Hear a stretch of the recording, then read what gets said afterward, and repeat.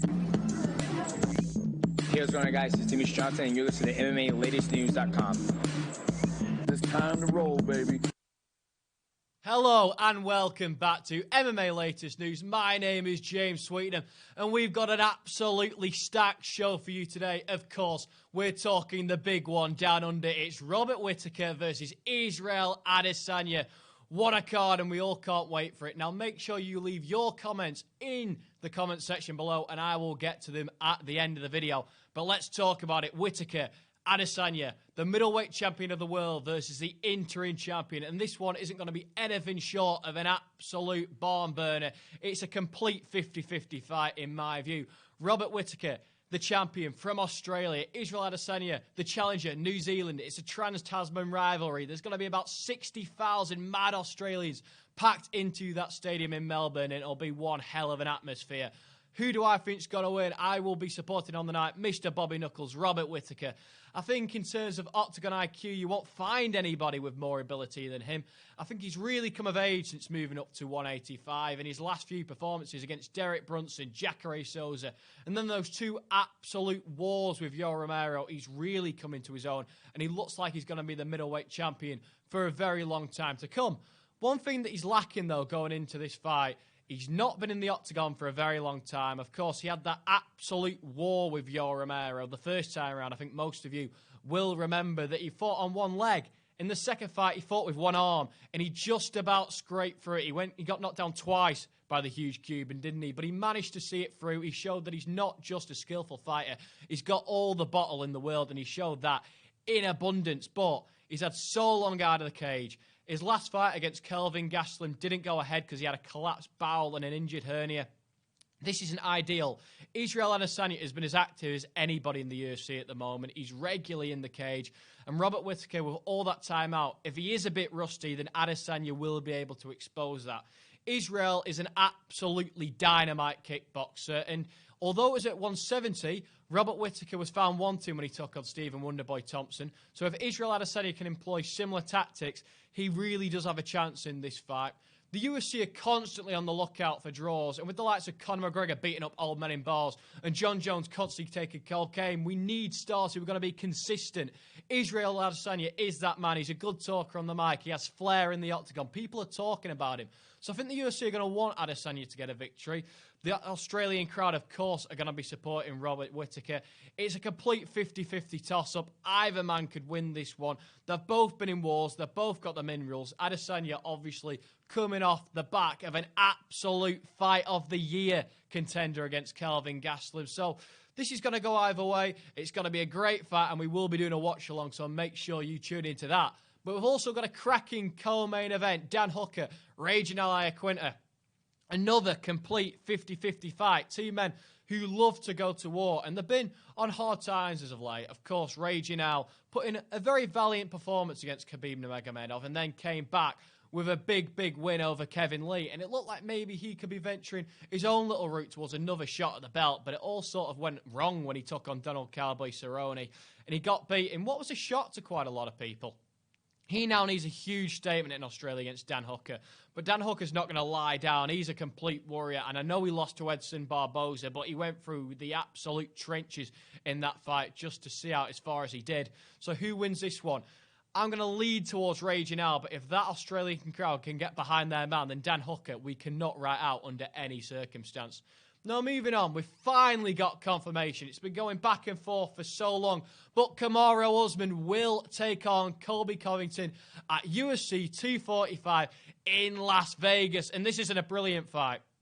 And I have absolutely no idea which way this is going to go. Both men, absolutely terrific wrestlers. Both men, limited striking, but they like to overwhelm their opponents. They both have fitness for days. Who wins? I'm going to edge ever so slightly towards Kamaru Usman. I just think he's a little bit more complete than Covington. But this build-up is going to be heated. Mind games are going to be played. Can Covington get under the skin of Usman?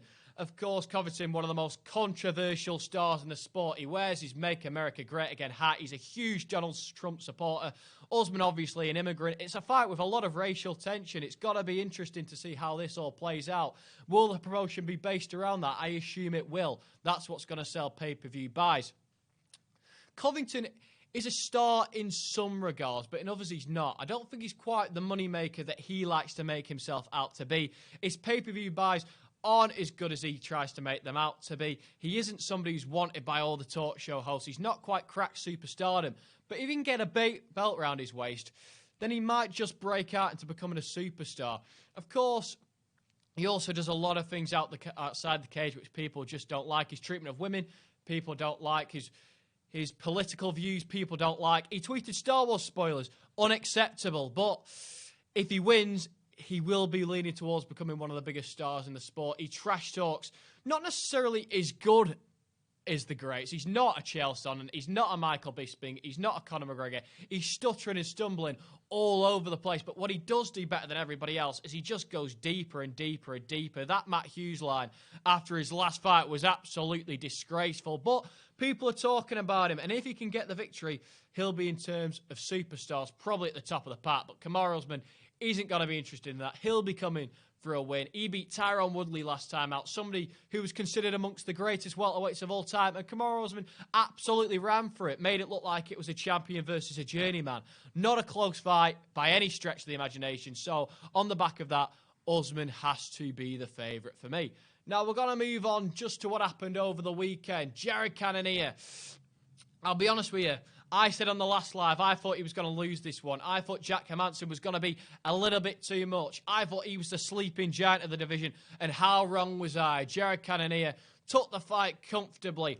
Hermansson started quick, but it wasn't enough. He just looked a little bit too reckless for me, and Cannonier dropped him, battered him by the side of the cage, and the referee was left with no choice but to jump in and save Hermansson for another day. Cannonier, where does he go from here? I think he'll be in and around getting a world title shot. Will he get it next? Probably not. Whoever wins Whittaker, Adesanya, we'll probably see a rematch of that if the fight's competitive enough, and then Paulo Costa will have to be the next name. So Cannonier, despite the fact that he's closing in on a world title shot, I think he needs another fight. Who does he fight? Well, there's a great battle going on next month at Madison Square Garden between Darren Till and Kelvin Gastelum. Why can't Cannonier fight the winner of that? I think that'd be an absolutely great fight for him. And it was interesting to see his post-fight reaction, of course. If those of you remember what happened in Brazil with Anderson Silva, he was booed heavily after injuring Silva. He was cheered massively by the Danish crowd. I think he's got his mojo, and I think Cannonier is in his prime right now, 35 years of age. He spent a lot of time at heavyweight, and he's cut all that weight. He's down at 185. I think this is the pinnacle of his career. I think this is the best we're going to see him. And if he wants to make an impact in the sport, he's going to have to do that now. Now, I want to talk a little bit about Bellator. And first, let's touch on Gegard Mousasi. He's coming off a victory over Lyoto Machida. He won this one via split decision, and he wants another shot at Rafael Lovato Jr., the man who he lost his Bellator world title to. Do I think he can beat Rafael Lovato? I think he goes in an underdog. I think Lovato was absolutely brilliant last time out. He showed why he's got such high-level jiu-jitsu, because when he was on top of Mousasi, Mousasi just could not move an inch. But Mousasi did have success, so it was close enough maybe to run this back. Mousasi's still one of the biggest stars in the Bellator organisation, so I don't think there's any better people for Lovato to take on. What was interesting for me is that Mousasi aimed quite a big blow towards Lovato Jr., implying that he was taking performance-enhancing drugs. Big statement to make. Let's be honest, Bellator don't do testing. Scott Colby isn't remotely concerned by who's doing what. It's all about who makes the dollar. And I don't think if Lovato was doing something in the first fight, anything will have changed. If you're on drugs in Bellator, you're most likely to spend your time on drugs in Bellator. There's nothing really going to change. USADA aren't over there, so unfortunately for Mousasi, he will have to fight a juiced-up Rafael Lovato Jr. again if Lovato wasn't juiced up in the first place and he wasn't just the better man of the night. Also, I need to talk about Mousasi's genuine sort of the way he's recognised in the sport, because most people refer to him as the most underrated fighter of all time. But it gets said so often that he's almost the most overrated fighter of all time. People talk about him all the time, and I know he did well in the UFC. He beat Vitor Belfort, he beat Chris Weidman, and he was on his way to a world title shot, and Bellator ultimately offered him more money than the UFC did, and that's why he made the change. Would he have beaten Robert Whittaker? Not in my personal opinion. I still believe Bobby Knuckles until this weekend, he's still the best middleweight in the world. And if he gets through, then I think he's one of the greatest middleweights of all time. I know Anderson Silva was an absolutely great fighter in his day, but Robert Whittaker just seems to have IQ on another level. Let's face it, he had Yoel Romero charging at him for a total of 50 minutes over 2 fights, and Yoel was really struggling to take him down. So I think Robert Whittaker is the best middleweight on the planet. I think Gegard Mousasi is definitely a top 5 middleweight, but I don't think he's quite as good as the Australian. Now, we need to touch on James Gallagher, the Irish superstar, the next Conor McGregor. He's basically a carbon copy. He got back to winning ways. I think he's 3 in a row now, so he'll be venturing towards a shot at a Bellator world title. Gallagher is an absolute star. Bellator have all these old athletes, you know, the likes of Frank Mir, Roy Nelson, etc., but they need to breed younger fighters coming through, and James Gallagher is definitely one of them. I think he's a star personified. I think he's the future of that organisation. And if he can keep a good head on his shoulders, there's no reason why he can't become a champion, because he's got all the potential in the world. His jiu-jitsu's brilliant, and I really rate James Gallagher.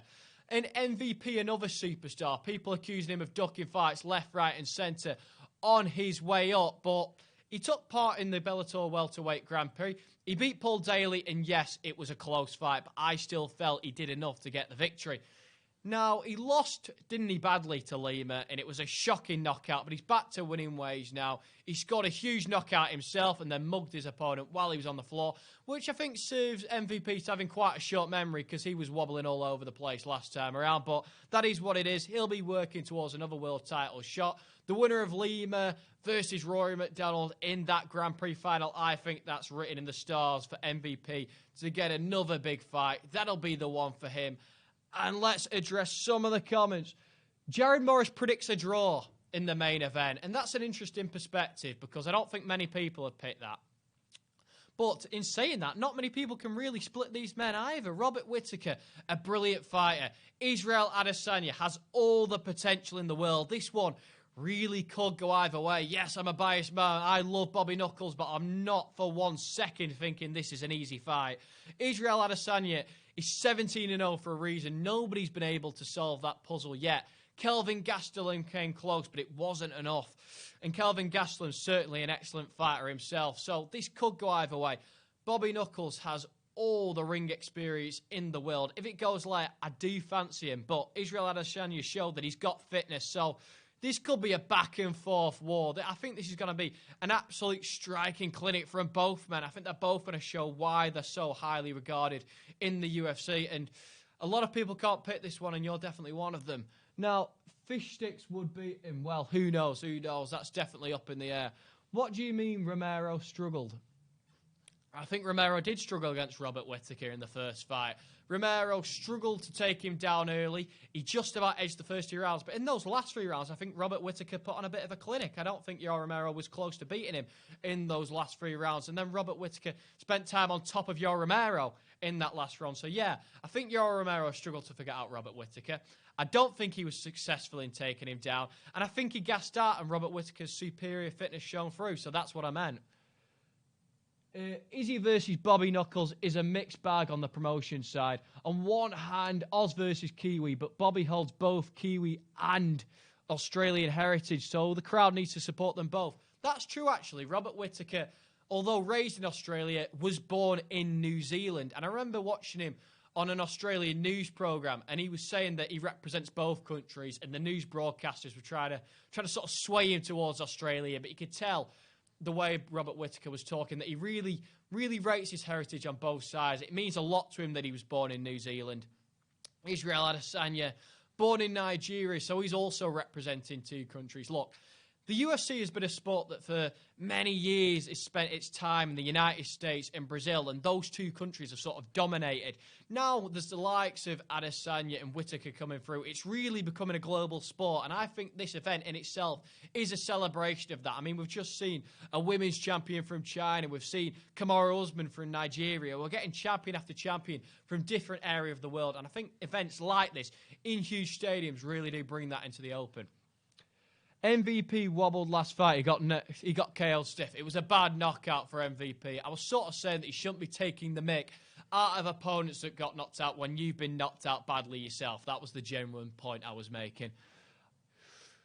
Jared Martin has Adesanya. We'll see soon. Yes, we will. And I'm not going to necessarily disagree with that opinion because this is a fight that could go any way. I think it's going to go a knockout. I'm not expecting this one to go to points. I'm expecting either man to be broken. Let's face it, these men can both hit like trains.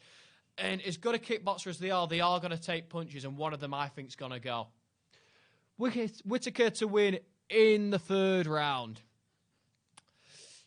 It's a bold pick. I think that it's possible. Israel Adesanya showed that he's got the fitness to last through all 5 rounds if need be.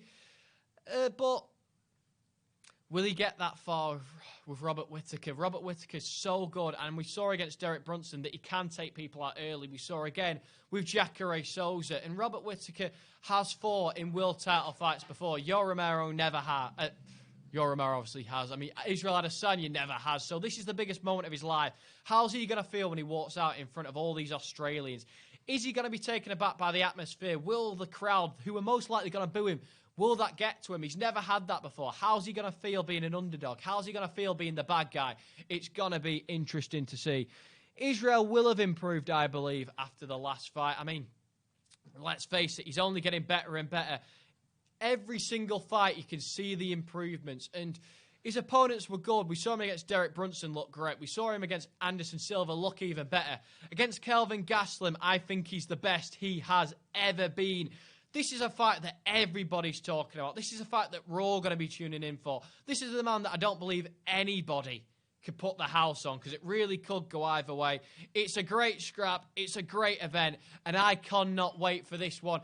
If you're not tuning into BT Sport, make sure you watch along over here at MMA Latest. And that is all we've got time for today. Thank you for joining me, and I'll be back next Tuesday.